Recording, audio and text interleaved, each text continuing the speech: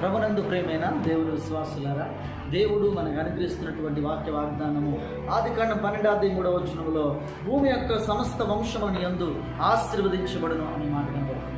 భూమి యొక్క సమస్త వంశములు నీ యందు ఆశీర్వదించబడదు. అబ్రహాంతో దేవుడు చేస్తున్న వాగ్దానం, అబ్రహాంతో మాట్లాడుతున్నటువంటి ఆ తీరు ఎంత ప్రాముఖ్యత ఉందో చూడండి. ఈ రోజున వంశాలు కూలిపోయిన సందర్భాలు, ప్రతి వంశాలు నాశనం అయిపోతున్నాయి. ఆ వంశాలు ఒకరు కూడా మిగిలిపోయి వెళ్ళిపోతున్నారు. నిజంగా వంశం అంటే ఇంటి పేరు నిలబెట్టేవారు లేదా ఇంటి పేరు ఉద్ధరించేవారని కాదు.